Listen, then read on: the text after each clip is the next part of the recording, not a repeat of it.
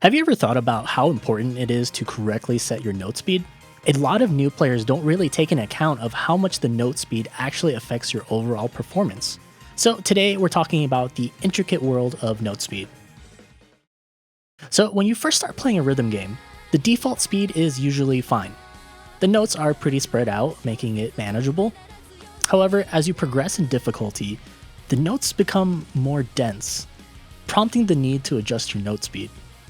Now, every good rhythm game provides a way to adjust note speed.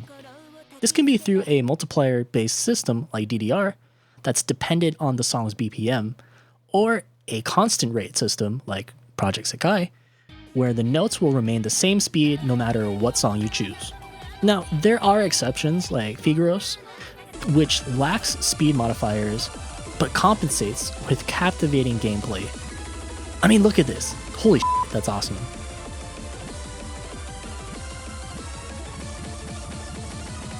Finding the right note speed is crucial because the essence of rhythm games lies in timing notes to the beat of the song. Gacha system aside, this is normally how you get a high score. In Project Sekai, this is indicated by a perfect judgment, and anything slightly off results in a great. So, how do you find the perfect note speed? Common advice suggests increasing the speed until just before you're getting a lot of misses, but I would consider capping it even before that. The best tool, in my opinion, for finding your read speed is enabling fasts and lates. Many rhythm games offer a fast-slow, early-late, plus or minus indicator that can be turned on and off.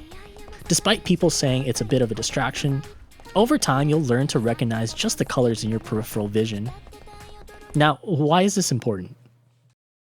So when you're in a game, you want to time the notes to the beat of the song. Usually that happens when the note crosses the hit line here. Hitting it exactly on the line will usually result in a perfect. And if you expand this area to roughly, say about, 40 milliseconds in each direction, this is the perfect timing window. Note that these aren't the exact values, I'm just using this as an example to help you visualize the timing window. Anyways, if you hit the notes anywhere in this area, you'll receive a perfect judgment. Now, if you expand the area out further to say, 80 milliseconds, this is the great timing window.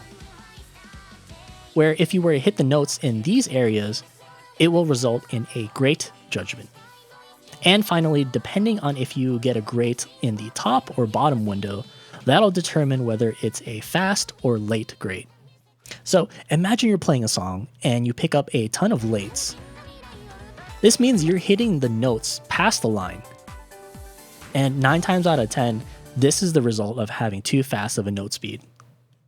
Even though, yes, you are technically hitting them, but you're either hesitating slightly or the notes are too fast for you to process and your fingers can't keep up.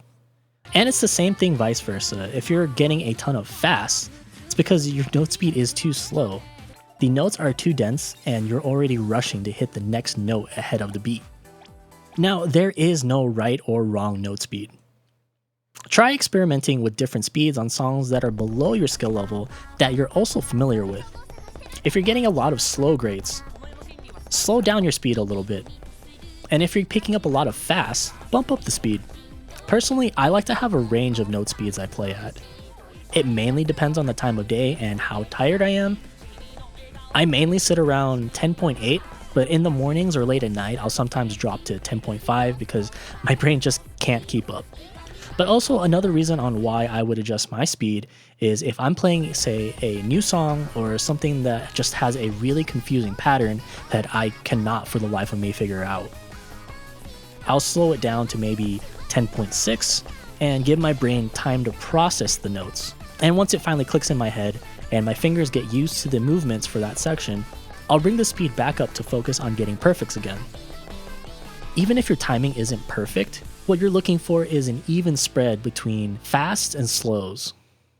Anyways, note speed is a personal journey. There is no one-size-fits-all solution, and experimenting is key. So just give yourself time, play the game, and adjust accordingly. So I hope you found this video to be helpful. I like to ramble a lot, so if you've made it this far into the video, I appreciate you. And if I could, I'd give you 10 gacha pulls. It's funny, I was just doing this pull for the video and I wasn't expecting to get 2 of the banner cards. I really should have just turned on the mic. Anyways, that's all I have for today. Let me know what you think about the subject. Leave a comment down below on what your note speed is and what you did to get there. Don't forget to like the video and possibly consider subscribing. Here's a video that YouTube thinks you might enjoy.